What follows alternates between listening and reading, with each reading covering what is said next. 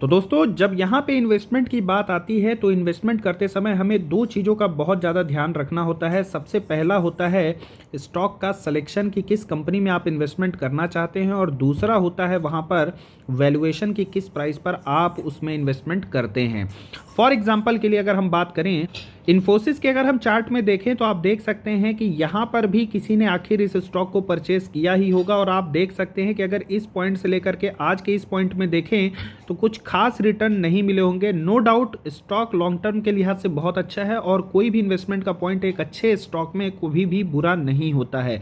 लेकिन अगर हम शॉर्ट टर्म, मीडियम टर्म या स्विंग ट्रेड के हिसाब से बात करें तो जिसने यहाँ पर इन्वेस्टमेंट किया है आप देख सकते हैं यहाँ से लेकर के यहाँ पर एक बहुत ही अच्छा यहाँ पे उसको एक स्विंग ट्रेड मिला है। और इनफैक्ट अगर इसके कंपैरिजन में बात करें, अगर दोनों ही लॉन्ग टर्म के भी लिहाज से जाते हैं तो भी यहाँ पर अगर ये बंदा ए है और ये बंदा बी है तो बी के पास डेफिनेटली ए से ज़्यादा अच्छे रिटर्न आपको देखने को मिलेंगे। तो दोस्तों स्टॉक का सिलेक्शन जो है तो वो तो फंडामेंटल के हिसाब से किया जाता है। हमारे इस चैनल में आपको बहुत सारे ऐसे स्टॉक मिल जाएंगे जो कि फंडामेंटली काफ़ी अच्छे हैं। इनफैक्ट जितने भी स्टॉक मैंने डिस्कस किए हैं सारे के सारे स्टॉक फंडामेंटली बहुत ही साउंड करते हैं। वहीं पर अगर हम वैल्यूएशन की बात करें तो वैल्यूएशन के लिए आपको बहुत सारे इंडिकेटर्स देखने होते हैं, जैसे कि कुछ अगर पॉपुलर इंडिकेटर्स की बात करें आरएसआई होता है, बोलिंजर बैंड होता है, एमएससीडी होता है, मूविंग एवरेजेस वगैरह बहुत सारे होते हैं। सारे इंडिकेटर्स जो है इस वीडियो में, इस चैनल में मैं बारी बारी से डिस्कस करूंगा। आज हम बात करेंगे बोलिंजर बैंड जो कि मेरा फेवरेट है, मैं पर्सनली इसको सबसे ज़्यादा प्रेफर करता हूं। बट इसके साथ साथ मैं और भी इंडिकेटर्स जो है यहाँ पर ऐसा सपोर्ट यूज़ करता हूँ। तो आज की इस वीडियो में हम बात करेंगे बोलिंजर बैंड कैसे होता है, किस तरीके से हमें उसको यूज़ करना है, और स्विंग ट्रेड के लिए उसका स्पेशली कैसे यूज़ किया जाता है, तो इसको हम डिटेल में डिस्कस करने वाले हैं। But before that if you are first in the channel, अगर आप चैनल में पहली बार आए हुए हैं and have not subscribed our channel then this is the right time. Subscribe our channel with the bell icon. IPO से related, stock market से रिलेटेड और म्यूचुअल फंड से रिलेटेड ऐसी बेहतरीन और शानदार वीडियो को सबसे पहले एक्सेस करने के लिए। तो चलिए बिना किसी देरी की वीडियो को कर लेते हैं शुरू। चलिए बोलिंजर बैंड के लिए सबसे पहले आपको क्या करना है कि इस स्टडीज़ में यहाँ पे इसको क्लिक करना है। वहाँ पर क्लिक करते ही ऐसे कुछ यहाँ पे सर्च का आइटम आ जाएगा। यहाँ पे आप बोलिंजर बैंड टाइप करेंगे तो आपको जो है तो कुछ इस तरीके का बोलिंजर बैंड देखने को मिलेगा। आपको इसको क्या करना है कि सेलेक्ट कर लेना है। सेलेक्ट करते ही आपको कुछ इस तरीके की सेटिंग देखने को मिलेगी। ये 20 और 2 की सेटिंग होती है। कोई हेर फेर आपको सेटिंग में नहीं करना है क्योंकि ये सेटिंग्स काफ़ी परफेक्ट सेटिंग होती हैं। आपको कुछ नहीं, यहाँ पे डन पर जो है तो फाइनली क्लिक कर देना है।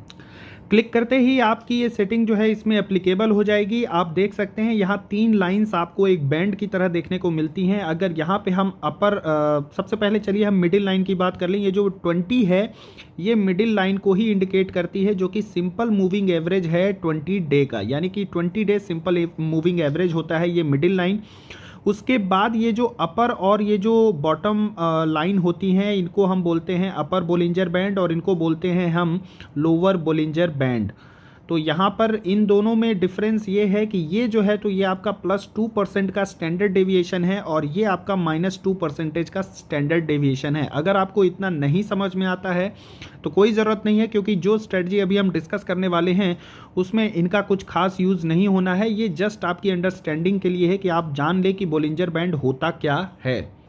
चलिए अब बात करते हैं कि यहाँ पे हमें 2 तरीके से बोलिंजर बैंड को यूज़ करना है। सबसे पहला हो जाता है आपका यहाँ पे कंसोलिडेशन, यानी कि जब स्टॉक कंसोलिडेट कर रहा होता है तब आपको बोलिंजर बैंड जो है तो आने वाले ब्रेकआउट का एक अंदाज़ा दे देता है, और वहाँ पर आपको एक लोअर प्राइसिंग का भी पता चल जाता है। फॉर एग्जांपल के लिए अगर हम बात करें, आप देख सकते हैं इन्फोसिस यहाँ पे ये जो है तो हमें मूव करता हुआ देखने को मिला है, और मूव करने के साथ ही आप देख सकते हैं कि ये बोलिंजर बैंड जो है हमें श्रिंक होता हुआ देखने को मिला है, यानी स्टॉक जो है अब यहाँ पे कंसोलिडेट करने लग गया है। ऑल्दो यहाँ पे एक थोड़ा सा ब्रेकआउट करने की कोशिश किया है, बट वो जो ब्रेकआउट था वो फेल्ड ब्रेकआउट था। फर्दर आप देखेंगे एक और छोटा सा ब्रेकआउट हमें देखने को मिला इनके Q2 के नंबर के बाद, और वहाँ पे आगे फिर से ब्रेकआउट फेल हुआ, और फिर से आप देखेंगे कि ये जो बैंड है ये हमें श्रिंक होता हुआ देखने को मिला है। अगर यहाँ पे कैंडल्स आपकी बोलिंजर बैंड के अपर जोन में बनती हुई जाती हैं तो ये सिग्नल देती हैं कि अब जो है तो ट्रेंड यहाँ पे बुलिश ट्रेंड हो चुका है। लेकिन वहीं पर अगर आपकी जो कैंडल्स हैं वो मिडिल बैंड को ही यहाँ पे टच करती हुई ट्रेड करती रहें ऊपर और नीचे स्टैंडर्ड डेविएशन के साथ, तो आप समझ सकते हैं कि ये यहाँ पे अब कंसोलिडेशन का फेज आ चुका है। और वॉरेन बफे की अगर बात माने तो सबसे अच्छा टाइम होता है वहाँ पर किसी भी स्टॉक में इन्वेस्टमेंट करने का जब स्टॉक कंसोलिडेट कर रहा होता है और उसके बाद हमें एक अच्छी रैली जो है तो देखने को मिल सकती है। तो अब अगर यहाँ पे हम देखें, सबसे की फैक्टर इंपॉर्टेंट ये था कि आप देखेंगे कि स्टॉक जो है तो यहाँ पे नीचे हमें सपोर्ट लेता हुआ देखने को मिला है, बार बार लोअर बोलिंजर बैंड में हमें देखने को मिला है। इनफैक्ट यहाँ पे एक ब्रेकआउट हुआ था, तो यहाँ पर एक तो आपको सपोर्ट देखने को मिल गया कि इसका जो सपोर्ट है कई बार यहाँ पे इसने सपोर्ट लिया है। दो सपोर्ट अच्छे थे, 1680 का और 1660 का, तो ये एक पोजीशन काफ़ी अच्छी थी जहाँ पे आप सपोर्ट जो है तो इसका सपोर्ट मान सकते थे। और चूंकि ये लोअर बोलिंजर बैंड की भी टेरिटरी में आ रहा था बार बार यहाँ यहाँ यहाँ, तो यानी कि ये एक अच्छा सपोर्ट की तरह कार्य कर सकता था यहाँ पे। तो आपको यहाँ पे एक पोजीशन, आप चाहते तो यहाँ पे एक पोजीशन बना सकते थे। अब यूजुअली क्या होता है कि जब भी यहाँ पे आपको अच्छे स्टॉक जो है इस तरीके से कंसोलिडेट करते हुए देखने को मिलेंगे तो ही उसके बाद जो है तो जनरली एक ब्रेकआउट होता है स्टॉक्स में, अगर कोई पॉजिटिव न्यूज़ आती है तो, या फिर अगर स्टॉक जो है तो फंडामेंटली काफ़ी करेक्ट है तो। अगर वहाँ पर मार्केट में अगर कोई सेंटिमेंट निगेटिव आता है या फिर स्टॉक में कोई ख़राब न्यूज़ आती है या फिर वहाँ पर प्रॉफिट बुकिंग आती है तो फिर आपको जो है तो ये स्टॉक नीचे की ओर भी ट्रेड करता हुआ देखने को मिल सकता है। बट यहाँ पे हम बात कर रहे हैं इन्फोसिस की, इनके नंबर Q2 में काफ़ी अच्छे थे।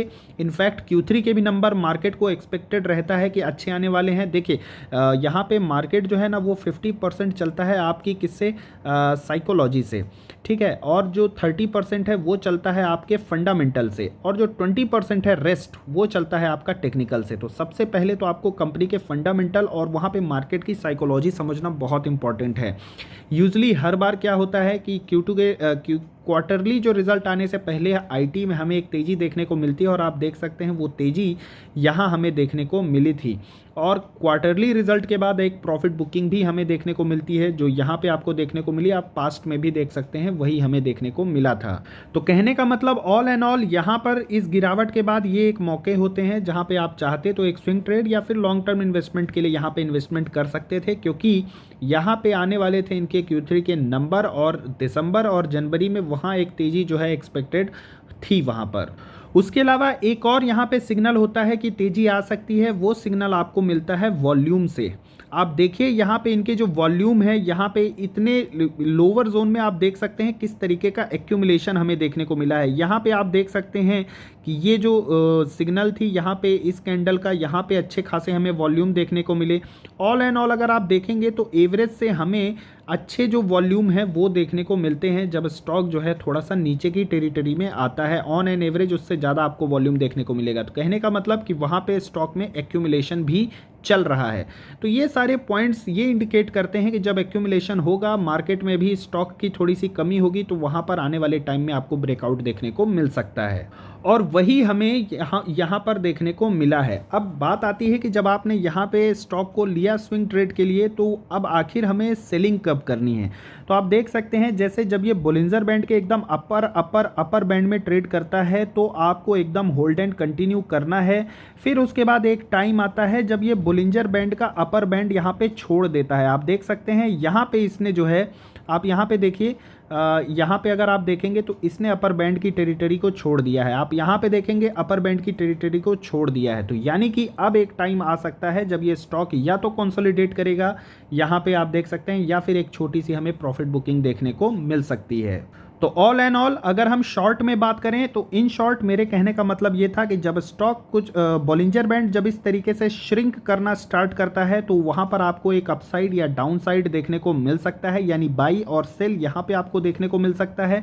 अगर आपने बाई किया हुआ है और आपका स्टॉक यहाँ पे तेज़ी के बुलिश टेरिटरी में हमें देखने को मिलता है, तो आखिर हमें उसको कब तक होल्ड करना है वो आपको ये बॉलिंजर बैंड बताएगा। जब ये श्रिंक होने लगे, यहाँ से जब ये टर्न ले ले, यहाँ से ऐसे आप देख सकते हैं ये श्रिंक होने लग गया है, यानी कि अब जो तेज़ी है वो थम गई है, क्योंकि बुलिश जोन, बुलिश टेरिटरी हमें यहाँ पे देखने को मिलती थी और अब ये बुलिश टेरिटरी से जो है तो कंसोलिडेशन की फेज़ की ओर मूव करता हुआ हमें देखने को मिल रहा है।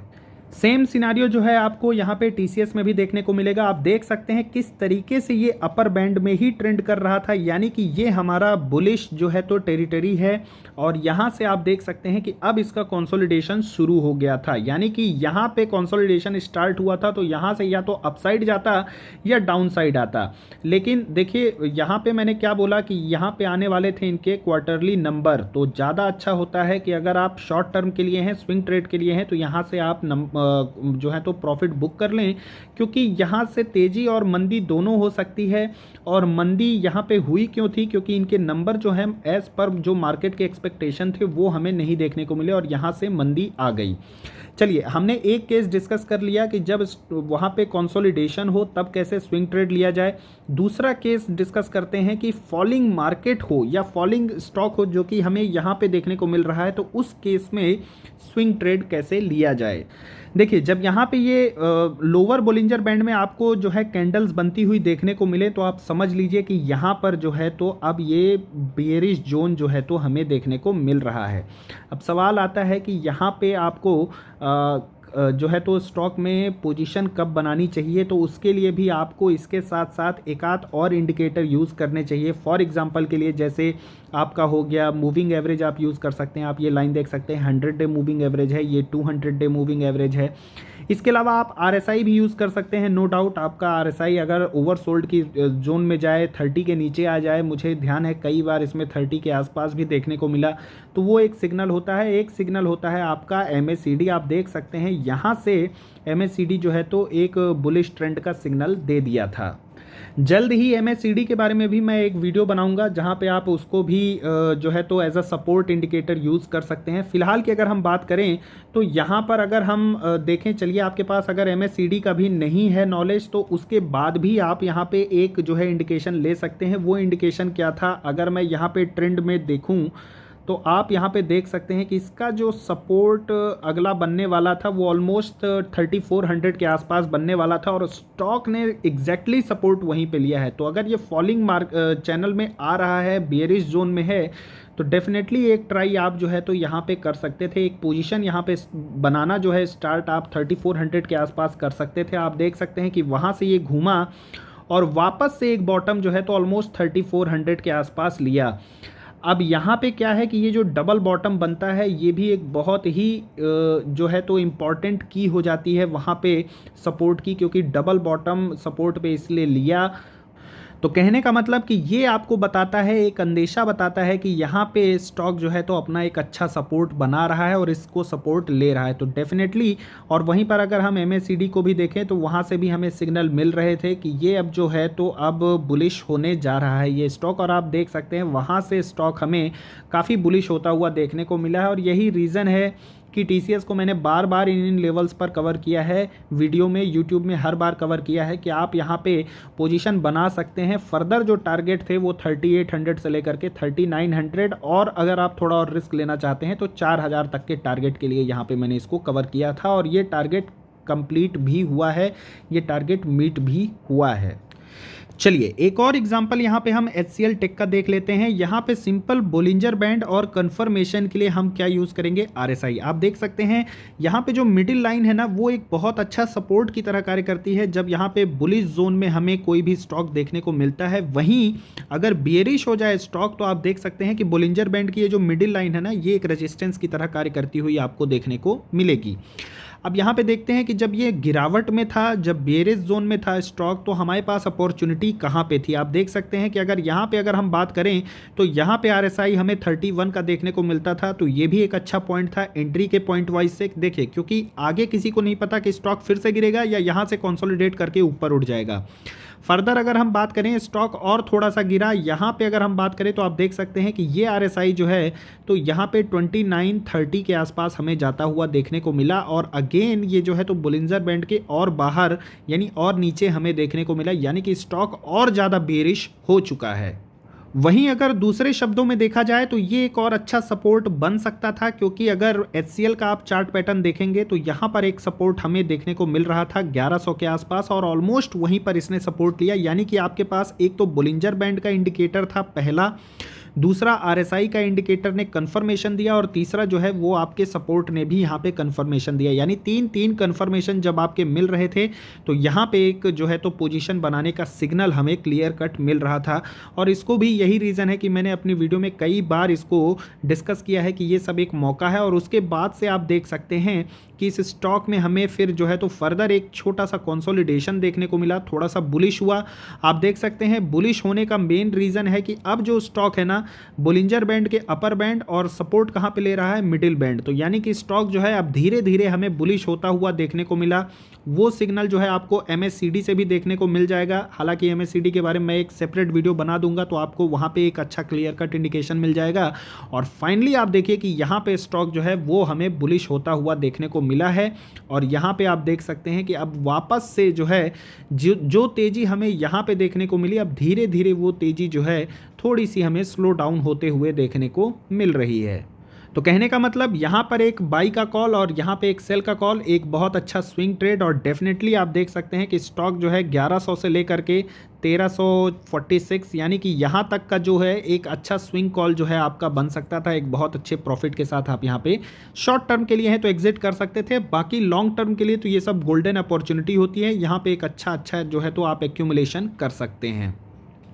तो आई होप दोस्तों यहाँ पे ये जो बोलिंजर बैंड की जो मैंने वीडियो यहाँ पे डाली हुई है, जो भी कंटेंट आपके साथ शेयर किया है, अगर आपको वीडियो पसंद आता है तो वीडियो को एक लाइक ज़रूर दें। अगर आपके इसमें कोई डाउट्स हैं, कोई कमेंट्स है, कोई क्वेरी है तो डेफिनेटली आप कमेंट सेक्शन में उसको कमेंट कर सकते हैं। I would love to answer your queries. And in the end अगर आपने चैनल को सब्सक्राइब नहीं किया है then this is the right time. Please subscribe the channel so that I can motivate myself and keep you updated about all these indicators and technical analysis। तो आज की video में बस इतना ही, और फिर कभी मिलते हैं अगली वीडियो में अगले टेक्निकल एनालिसिस के साथ। वहाँ पे MACD को भी डिस्कस किया जाएगा, RSI के बारे में भी बात करेंगे। वीडियो को अंत तक देखने के लिए बहुत बहुत धन्यवाद। Thank you very much.